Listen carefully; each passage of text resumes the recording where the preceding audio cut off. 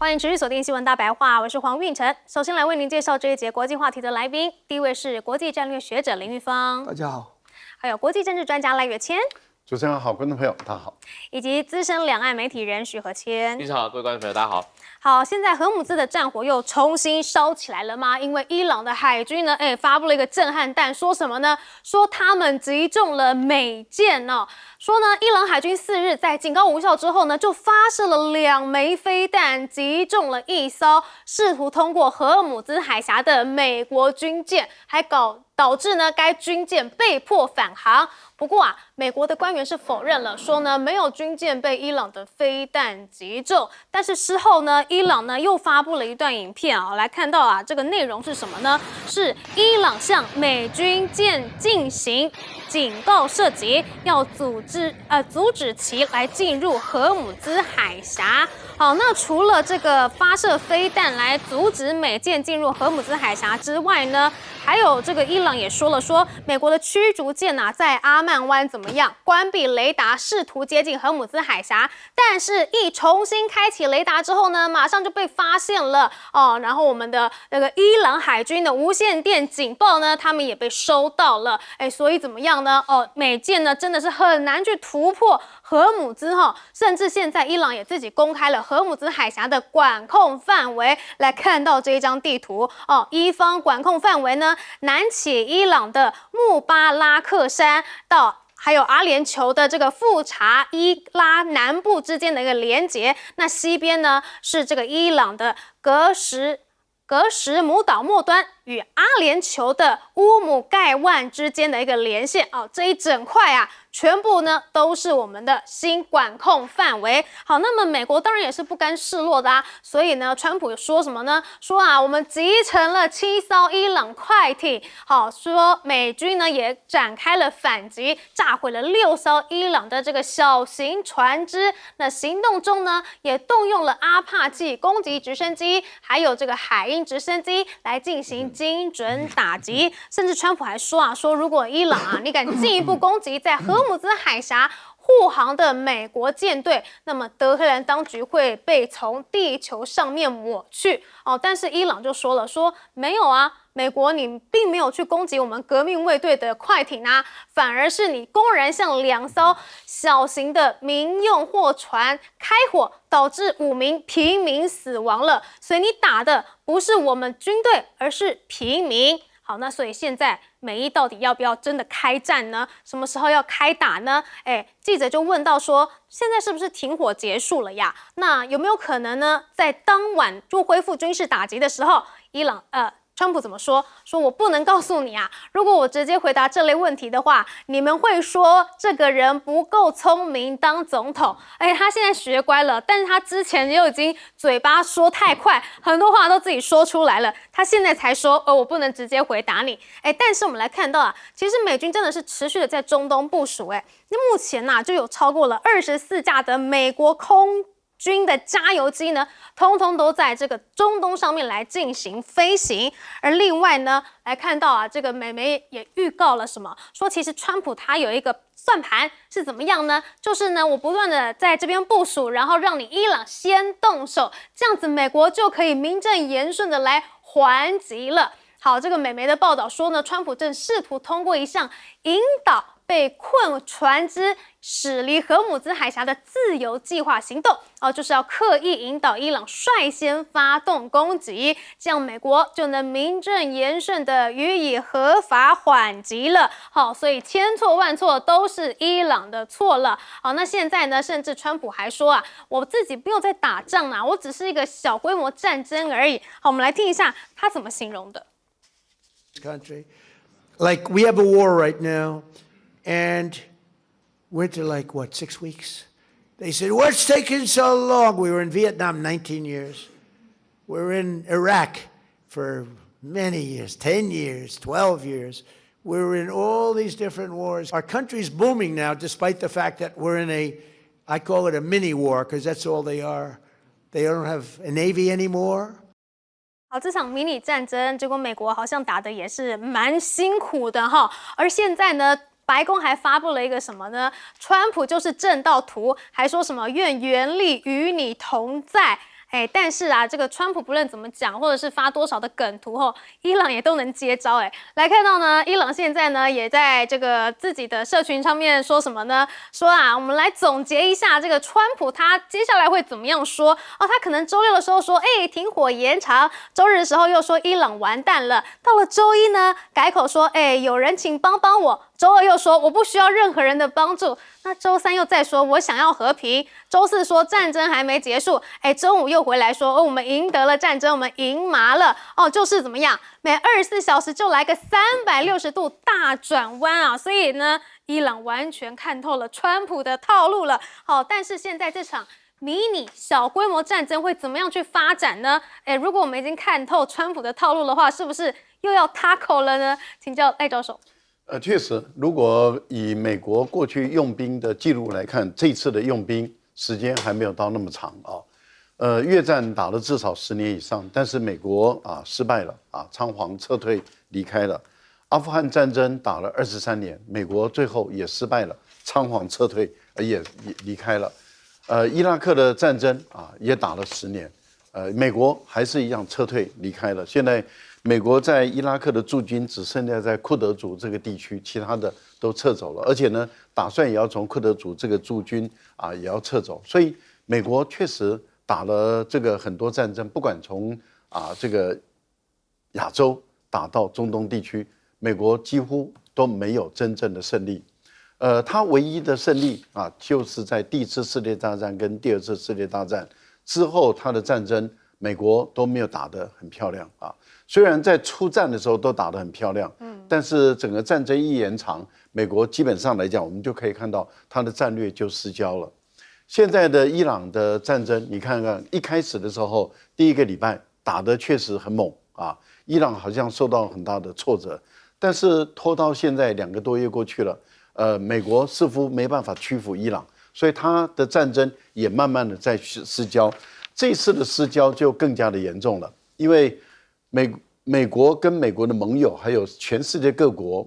不管是有或者是不是朋友，被困在阿拉伯海的船确实很多，几千艘，2万多个船员都被困在那边，他出不了，那么也进不了。美国川普又定了一个计划，叫自由计划，说我帮你们这个引导走不是护航走。那既然是引导走，那就看哪一些船勇气大，或者是比较莽撞就跟着走。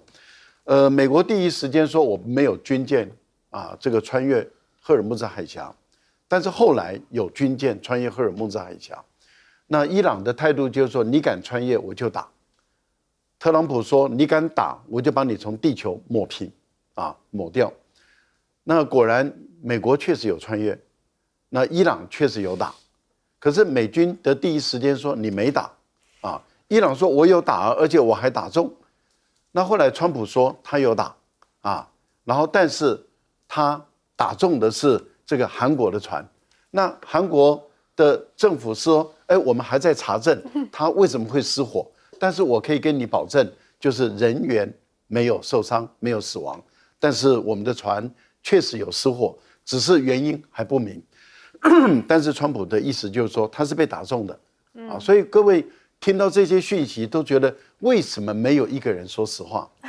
为什么没有人要说实话？后来川普说有打了以后，美国的中央司令部的司令库珀他不得不站出来说有了，他有打他打了几枚巡弋导弹，也发射了几架无人机来攻打我，但是他没有打中我。可是伊朗说我有打中你奇怪了，那你伊朗你有打中，你就拿出证据来嘛那你美国说你没有打中我，你就拿出证据来说你没有被打中嘛2个人都不拿出证据来。可是问题是大家在问的是，那你美国的中央司令部为什么第一时间不说实话？你为什么要说谎话？等到你的总统说你有被打，然后没打中，然后你才站出来说我这个有被打，但是没打中。那问题就来在于说，美国总统你说伊朗打了，你就要把它从地球抹平，结果他打了，你也没把他地球抹平。所以很多人就在问说，你什么时候把伊朗抹平？那这个都很难看了，因为然后川普就说，我不告诉你啊，我告诉你我就是笨蛋。好，可是我们都觉得军事战争这是很严肃的事，可是怎么在这些人的口中都变成是笑话了，好像很游戏一样，好像打电玩一样。可是问题是，韩国被打了，然后其他的船舰都不走了，所以当很多的记者去问这些那个船公司的老板的时候，这些船公司的老板说：“哎呦，我们不愿意跟着美国走哦。”那川普的颜面就扫地了，因为川普的意思是你们跟着我走啊，我把你们引导出去。但是问题就是，当没有一家船公司的船要跟着你走的时候，那川普就没有船要跟着他走了。那这个代表川普的领导威信其实也是丧失殆尽嘛。就算他的领导威信丧失殆尽，但是他自己也不相信啊，不承认。我们请教林玉芳委员。现在这两个国家都进入一个非常困窘的一个状态了。美国当然希望把伊朗彻底也把它打垮，但是呢，这个战争显然是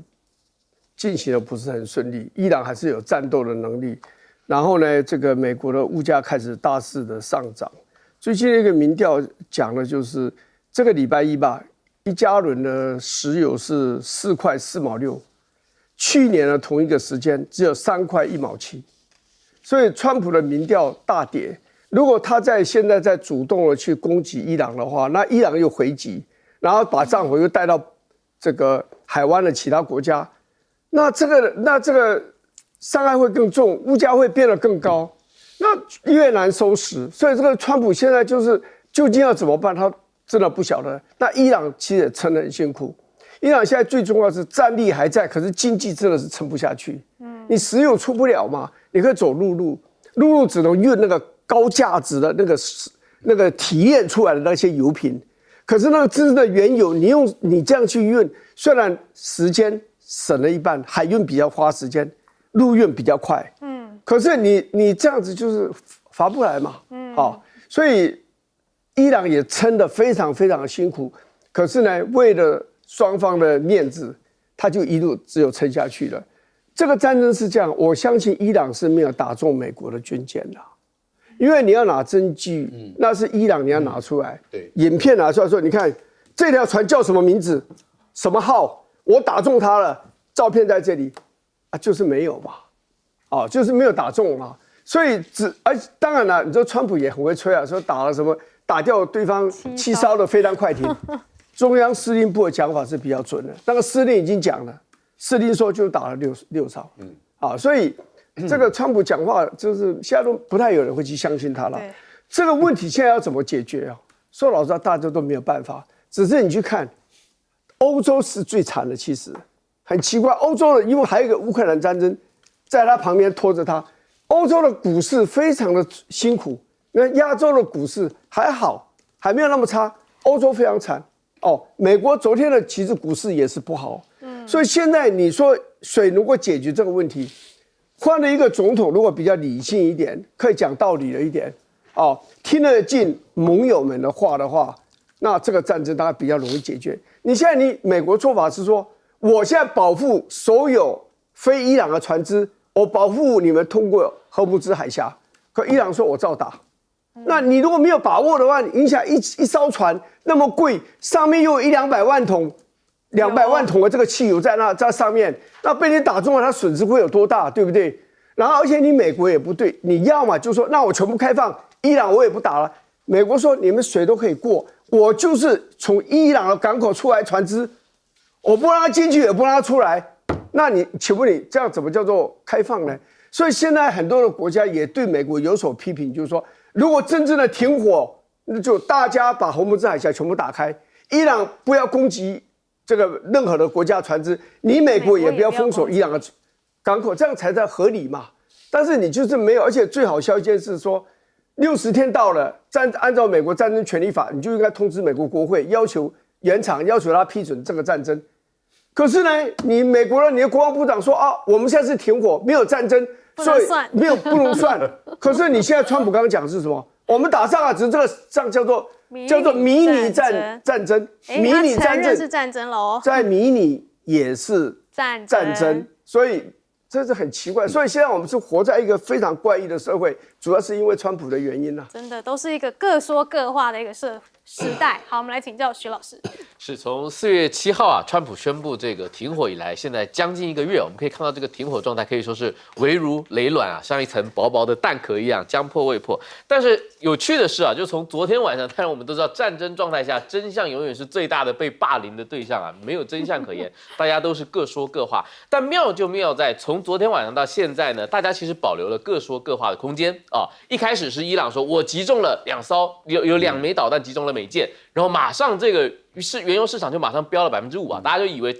这个停火要破裂了，美军马上要大规模反击，结果美军就说没有，我没有被打中，反而是美国说我打中了你6艘或7艘，然后伊朗人说没有。那这个就让我想到有一次我跟这个大陆的一位国际战略专家叫严学通，我们就讨论擦枪走火的危险。包括我们讨论台海南海会不会有擦枪走火，那他就说擦枪走火其实并不可怕，因为擦枪走火可怕的时候是当任何一方或双方都有意用这个小的撞击的事态去扩大战事，甚至是借题发挥的时候，那就是擦枪走火可怕的时候。但如果双方都对彼此的战略态势或是算计非常明了，而且也都没有主观的意图说我要借势小事做大，把这个火烧大的时候，其实擦枪走火哪怕碰碰并不可怕。所以我们看到从昨天晚上到现在虽然如果按双方的说法都说这个美军要么是击中了这个伊朗的快艇，要么是伊朗击中了美舰，但双方都没有宣布说停火已经破裂了，我们马上要开打了。双方还是勉强在维持这个，不管是川普说的这个 mini war 这迷你战争，或者是伊朗说的我现在我画了2条线我现在在完全执行这个霍尔姆兹地区的海峡的封锁。双方其实都是在营造一个我掌握了本地区的主控权，2因为我掌控主控权，所以我们没有必要在此时恢复出手大打所以我觉得这都是双方这个信息战跟摆出很多的战术动作来服务于自己的这个叙事。当然了，美军现在在这个本地区仍然有1.5万名的军人屯驻在这里。福特号虽然走了，但还有林肯号跟老布希号这2个航母战斗群在那边，然后还有100多架的这个陆基跟海基的飞机。但是呢，这个也正如我们下节可能会讨论到了，这个川普马上5月14号、15号预计他要去访问中国大陆。那之前我们的一个推理就是说，理论上当川普在访问外国的时候，特别是到中国大陆这么一个全方位的所谓美国的全方位竞争对手的时候，他其实是希望或者他需要整个情势非常的受控。他不能说很难说，我正在执行一场这个非常严峻的大规模，而且每天每个小时都有非常多进展的战争，但与此同时，我的肉身我人在一个对手国家的领土上，那这非常难指挥。所以至少我相信到5月中旬之前，这个脆弱的停火应该还不会被完全的撕破。所以现在中东战火呢，已经升级成是能源的断头战了嘛？因为我们来看到，除了荷姆兹之外呢，阿联的最大石油储区呢也被攻击了。这个是阿联酋指控说，伊朗呢，他射了数十枚的飞弹，还有无人机去攻击他们的国营油轮，还有境内最大的港口兼石油储存区。那阿联当局也表示说呢，境内最大的港口兼石油存区就是这个所谓的富查伊拉哈石油产业区遭到攻击，所以他们的石油设施都陷入了大火。那为什么伊朗要去攻击这里呢？其实是有战略目的的来看到他攻击的这个管道呢 ，ADCOP 管道是2012年专门建造的。这个管道呢是阿联酋唯一的荷姆兹绕道能够每天将150万桶原油容量扩展至180万桶。现在呢，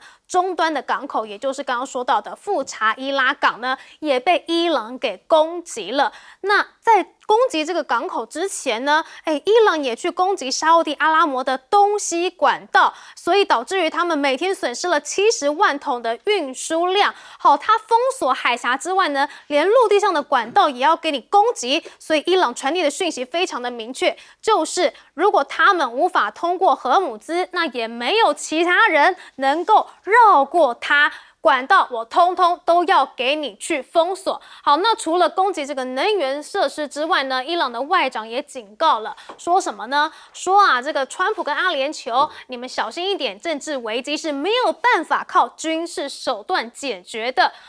那个伊朗外长就说了，说在巴基斯坦的斡旋下呢，相关的谈判取得进展，呼吁美方不要被有心者再次拖入泥沼，是指什么呢？就是指以色列了嘛。所以伊朗也再次警告阿联酋不要当以色列的棋子，说如果你当他们的棋子的话呢，你会永远不会忘记的教训阿联酋，你采取不理智行动，那么所有的利益都会成为伊朗的目标，任何阿联酋设施都不会安全。而且现在韩国也被卷入战场了吗？来看到啊，刚刚这个赖教授有说到的韩籍货轮啊，竟然在荷姆兹海峡爆炸起火。那针对这个事故呢，其实南韩政府是非常的低调的。青瓦台就说了说，我们来确认一下这个爆炸的原因都没有证实到底是被伊朗攻击还是被美国攻击还是怎么样。但是川普马上就出来指控说，没错没错，这就是伊朗炸的。所以呢，你南韩你被炸了，你也赶快来加入护航荷姆兹的任务吧。但是怎么样？我们知道啊，川普为了打这个中东战局啊，又把这个萨德给调离。现在呢，似乎连这个美国第7航空司令的这个驻韩美军副司令中将也曾经被调离哦。他证实了3月底的时候就离开南韩近1个月，前往中东去执行任务，直到4月才返回南韩呢。这是怎么样？就代表说现在呢，美国重视于中东胜过于印太区域了吗？很明显呢，现在印太已经不是川普的重点了。那但是啊，在这个能源封锁的危机之下呢，油价是直飙啊。因为伊朗在过去24小时内啊，又对这个阿联酋还有波斯湾发动一系列的袭击嘛，所以呢，大家就担心说，是不是停火结束了呢？国际油价应声劲扬了约6%。那么高盛也说了，说啊，全球的原油库存已经跌至8年低了，这个消耗的速度呢，引发担忧。目前呢，大概是只够全球101天的需求量，到了5月底可能就只剩下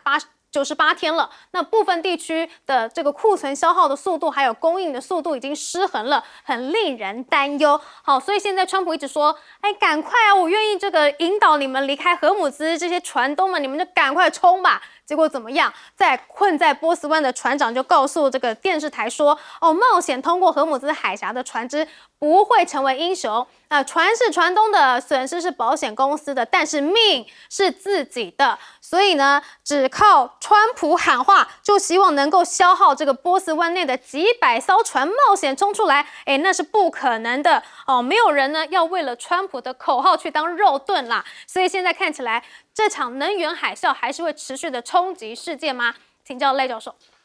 阿联酋因为最近做了几个比较特殊的动作，第一个，他退出了 OPEC Plus 啊，那我们也看得很明白，就是因为他在 OPEC 里面，他跟这个沙特阿拉伯的矛盾越来越大啊。那我们也知道，这个阿联酋过去也曾经支持过苏丹他的内部的政变，而苏丹有这个非常严重的人权的这种遏制的一个记录。那阿联酋的做法，我们看到他想利用这段时间啊，因为他本身是一个在这一次啊美国跟伊朗的矛盾冲突中，他是一个最大的受害者。也就是说，阿联酋有计算，他本身被伊朗导弹攻击打到的总量，比伊朗打以色列的总量还多，所以他觉得很不满啊。那他对伊朗非常的不满。第二个呢，由于这一次的攻击，油价飙涨到超过100块美元以上。那我们也看到这个沙特阿拉伯等啊，它由于有一个油管是东西向的，所以它可以从曼德海峡出去。但是阿联酋它本身没有办法从曼德海峡出去，它只能从赫尔木兹海峡。不过还有一个油管，就是这次被打的这个地方。那很明显的，它退出了以后，它可以用这一次的高油价大量的再增加出口，那它可以获得更多的利润。这是对阿联酋，他当初在思考，就是说不再跟 OPEC Plus 同步的情形下，它可以增加产量来赚取更多的钱。那这个部分里面，有人认为它可能就影响到伊朗对于这个能源价格的控制，因为伊朗他认为，如果说他继续封锁这个海峡，让高能源的价格会使美国的经济承受不了。那这样的话，有利于他在战争中的问题。可是，如果阿联酋的油越来越多的往这个港口运出去的话，那对于伊朗的战略可能会受一点影响，这是一部分。另外一部分就是阿联酋，我们也看到，在上礼拜我们有分析过，因为他跟以色列的合作，所以以色列把铁穹也都送到阿联酋去帮他建立起一套防御系统。可是我们都知道，导弹就是防空导弹。没有经过很严谨的，而且没有经过长时的训练，你不可能说我今天接了一批导弹我就会使用，所以要不就是以色列人去帮阿联酋建立起这个就是使用这个防空系统，要不就是长期已经有人阿联酋的人在以色列开始在秘密的这个被训练了。那所以阿联酋跟美国跟以色列的关系，就等于是在这一次的行动中就被揭露出来。那因此，阿联酋在这一次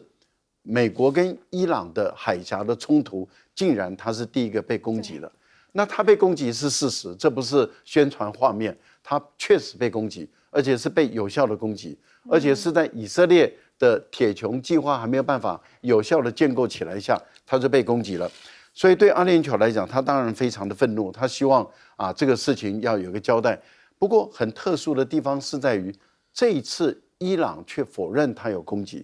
而他认为是以色列要栽赃抹黑给他。阿联酋被打是事实，但是到底是谁打的？伊朗说不是我打的，是以色列要栽赃抹黑。可是问题就是阿联酋说就是你伊朗打的这个部分里面也有待我们后来的一个证据更多的来证明。不过这个时候境外的一些这个反伊朗的伊朗媒体所谓的反伊朗的伊朗媒体，就是因为他们是流亡在美国的这些伊朗的媒体，他们就说这个伊朗的总统非常愤怒，他要去告这个最高的领导人，说这个革命卫队不听他们的这个外交的安排，就直接攻击了。不过后来被查出来的结果是说，原来他是境外的反伊朗的伊朗媒体那他公布出来的消息就怀疑了因为他无法证实这个伊朗的总统有去见到这个最高的领导人。不过如果伊朗的总统有见到最高的政治领导人，那就帮美国帮伊朗澄清了美国所栽赃抹黑的。因为美国不管是范斯或是美国的媒体都一直在强调说，伊朗的最高领导人已经死亡了，所以他们现在是一个空架子。有人说他的面目全非，有人说他身体残缺，反正各种传说都有。但是这一次的伊朗的反伊朗的媒体却强调他去见了最高的领导人，这代表原来伊朗的最高领导人他是能够履行他的职务的，那就反而被证实。这个我们就可以看到，目前的情况是造成了整个谣言满天飞真的是谣言满天飞，还有阴谋论也是满天飞。但是我们可以看到这个荷姆兹的海峡攻击事件呢，南韩也被拖下水了吗？会不会这背后也有一些阴谋论呢？请教林玉芳委员。这很多事情其实我们都不知道。韩国这艘船也很可能是伊朗误以为是美国军舰，然后发射飞弹，然后就把它给打中了。也有可能是这样子，也有可能其他原因。因为到目前为止，他们也讲说这个爆炸的真正原因，他们也还没有厘清。这个船里面自己都还没有厘清，这个真正起火原因是什么？如果说真的被飞弹给攻击的话，这个应该不难查明的。现在的整个的中东的上空，平常啦，大概全世界重要的战略地点都会被监控，何况是现在还在战争持续中的暂时停火的这个中东地区呢？你们讲美国去监控这个，从空中做监控，有其他有能力的国家，譬如说中国大陆，譬如说俄国，甚至可能包括欧洲的一些国家，他们都有这种监控的这种能力。所以说要查明究竟这个韩国这个货轮是谁打的，或者是说阿联的这个石油的这个设施这个储油槽被谁打了，这个都不容易逃得掉了，都可以查得出来了。因为这些地方上空都有24小时的监控，可能人造卫星，可能还有一些就是说侦察机，像美国的这种高空侦察机这些，所以这个不是不容易查明的。我认为阿联的可能性主要应该也是伊朗大了啊，只是说是革命卫队自己做主张呢，还是阿联这个伊朗的最高领袖呢，他做了这样的一个发布这样一个战争的作战的这样一个要求呢？这个我们是不知道啊。所以很多事情有时候要战后一段时间才能够理清。有时候美国知道，他也故意不讲清楚。伊朗他自己知道，可他也不愿意讲清楚，因为就模模糊糊啊。所以这个战争呢，就是说是一个很复杂，人类在地表上最复杂的行动就是战争。从战争里面可以看得出那种国际政治的那种诡谲多变，然后政治人物的那一种变化难测，就非常容易看得出来。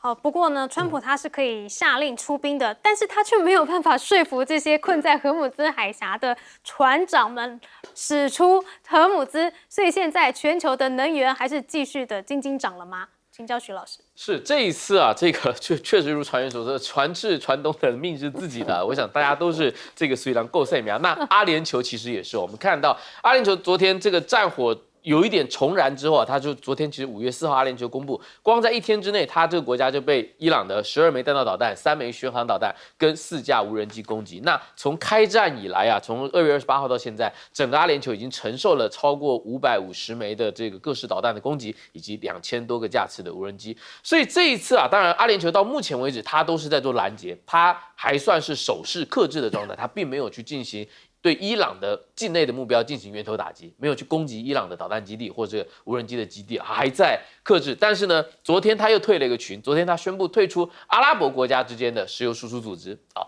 等于说也可以说阿联酋这一次啊，他想通过这场冲突去走自己的路啊，不只是当这个沙特或当整个阿拉伯国家家族当中的一个二哥或老二的这样的一个姿态，可以说是越来越明显。那刚刚赖老师也已经介绍了阿联酋这么做，当然一方面他是跟以色列建立了比较强的这一次的军事的互信。与此同时呢，为什么他的这个霍查伊拉港会被霍查伊拉这个石油设置会被攻击呢？正是刚刚如运成所介绍的，它是一个难得的能够绕过海峡的这样的一个东西向或者斜的走大概400多公里长的一个从西边它的这个原油主要的油田设施到东边的直接面向阿曼湾，然后从阿曼湾出去就到印度洋了嘛，就往外走的这个港口。那这一条管线呢叫做这个阿布扎比管线啊。那这条阿布扎比管线大家统计了一下，3月份的时候它的日均输油量就已经达到了160万桶，比开战之前比2月份的117万桶增长了许多。那现在原本啊，这个战前阿联酋每天一天大概要出口300多万桶原油，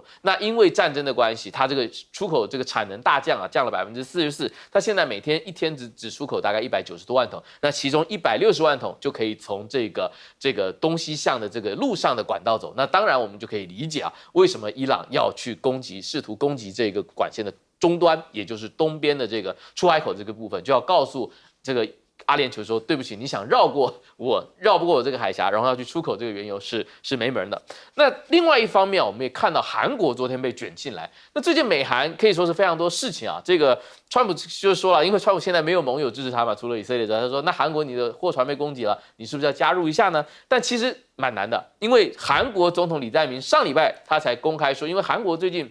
一方面是萨德有一些系统或一些零部件被运到中东来支援，没有事先取得韩国的同意，韩国也认为说这是漠视我韩国安全，这个打击我们对韩美同盟信心的一个举动。第二个呢，就韩美之间最近还有很多别的问题啊，包括这个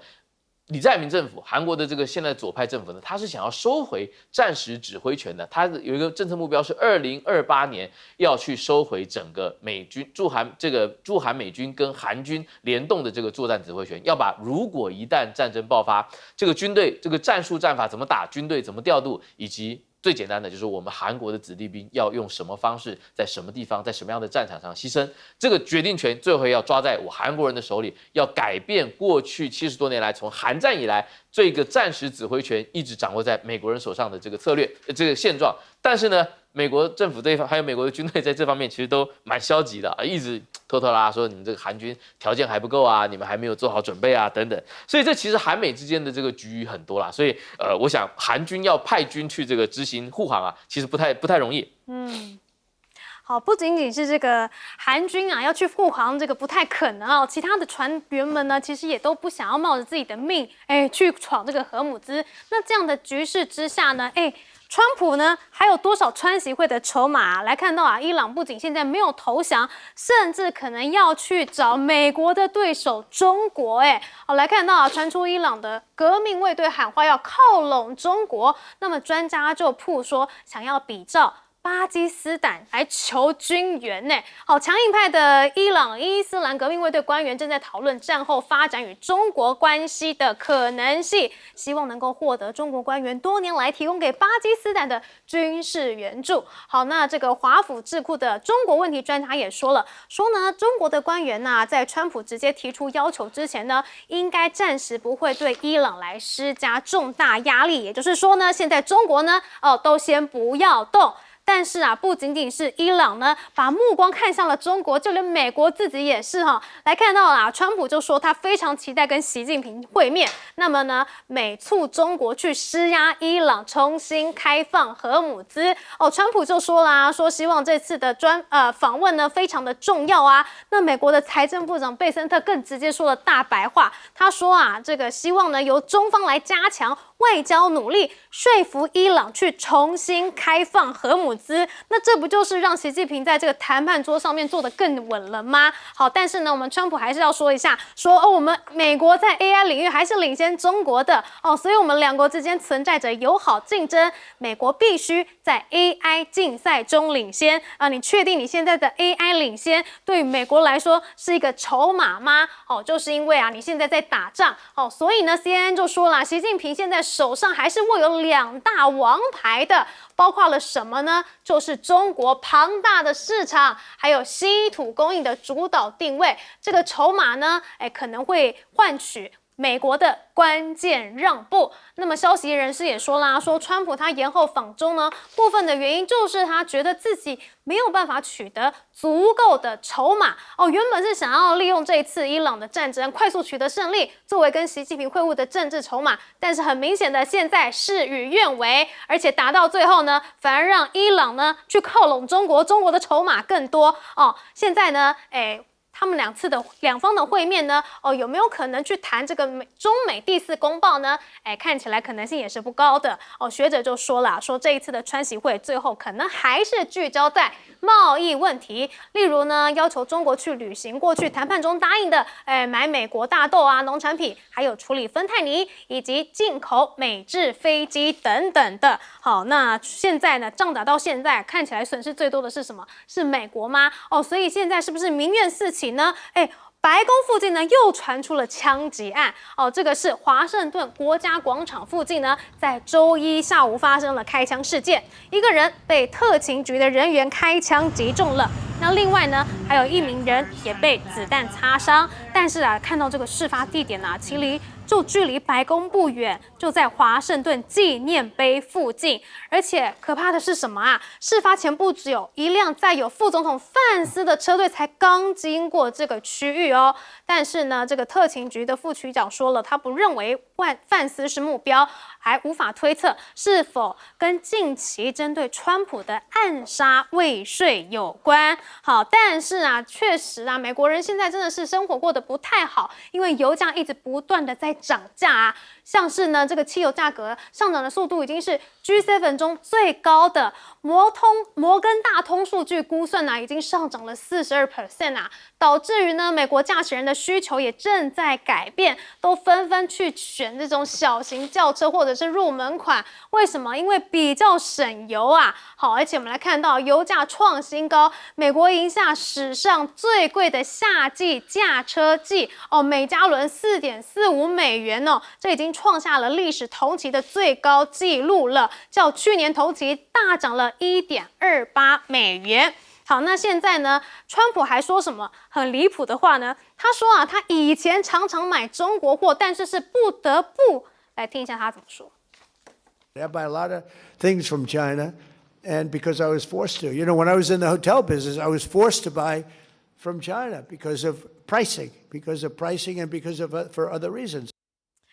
所以网友就出来问了，说什么叫做被迫呢？你被迫购买中国产品，没有人会因为价格便宜的问题强迫你呀。你觉得它便宜，你可以不要买啊。好，还打造自己是一个受害者的形象。但是怎么样？你当初买爽了之后，现在不准别人买吗？更何况美国的这个汽车驾驶只能够去买小汽车，就是因为你打仗导致于原油价格不断的上涨。好，我们请教赖教授。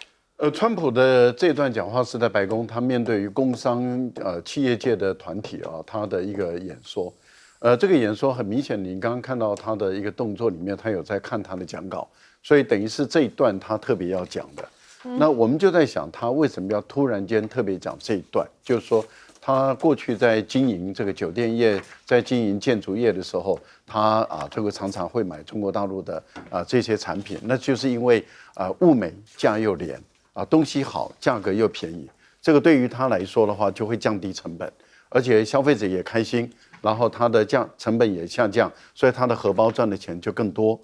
他为什么特别讲这一段？是不是他在9天以后就要到北京去访问了？他是不是打算要跟中国大陆有关于关税的问题，双方是不是要达成一些协议，让中国大陆更多的产品能够进入美国来？那换言之，也就是说，耶伦讲的没错。也就是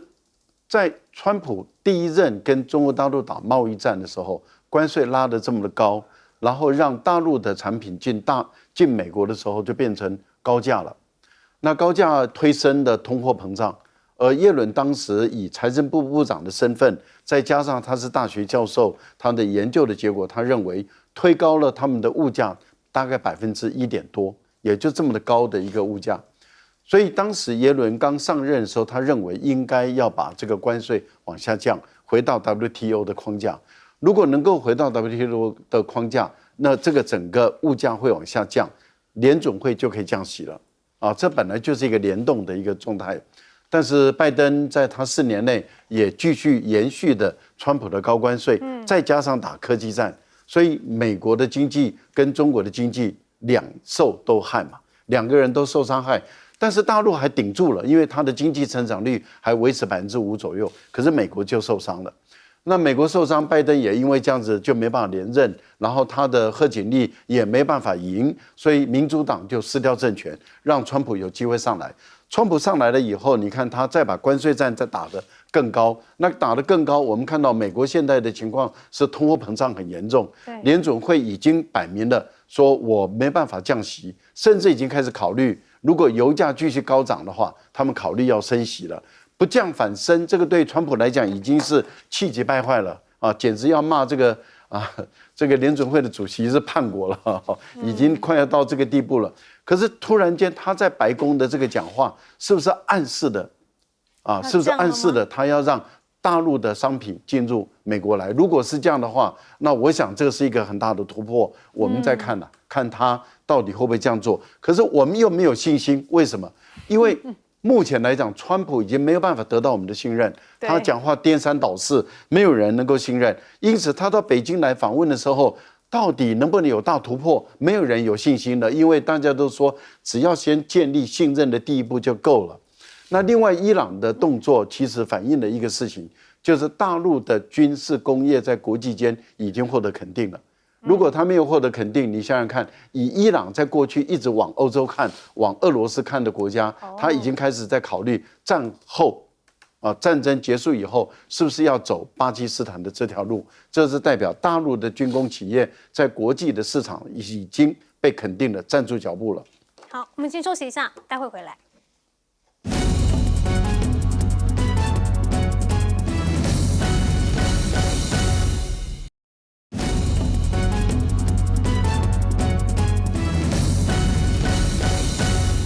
好，接下来的川习会，川普还有什么筹码呢？我们来请教林玉芳委员。我觉得他们比较能够达成具体成果的大概主要就是农产品或许还加上您刚刚有提到了这个客机就波音的客机，因为他就担心中国大陆不停的买这个空中巴士嘛啊，欧洲的法国的这个空中巴士。这个贸易很重要的原因是因为农产品农产品，川普的支持者有相当大的部分是来自农业地区，比较保守地区，这个基督教的这个信仰者比较多的这些地区，所以去年10月底双方达成的贸易就是休兵嘛，休战的时候，中国大陆就在美国要求之下答应说，那这样我到明年的2月底，他去年10月底讲了，就到今年的2月底，他要买1200万吨的黄豆，很大的一笔数目。那他到了1月初的时候，他就买了1000万吨了。所以中国大陆的那个量14亿人口，它的量是非常多。但是美国有在担心，就是说中国大陆一直对美国的这种贸易的这种这个政策不满，所以他们这几年开始从南美洲这些国家、中南美洲国家大量的进口农产品譬如说你说黄豆它还从这个巴西来进口。这个是美国非常担心，期中选举离现在大概7个月，时间很快就过去，一天天就这样过去了，所以他现在很担心，就是说美国会选得很糟糕的其中一个原因，就是在贸易方面，就在农产品的出售方面，那些农民们会觉得你川普答应我们都没做到，所以这一次的川普到大陆的访问。如何说服中国大陆采购更多的像黄豆啦、小麦啦、什么高粱啦，这个对他来讲应该是很重要的一个任务。所以连这个农产品的出口都不顺了，谈什么中美第4公报呢？我们先休息一下，待会回来。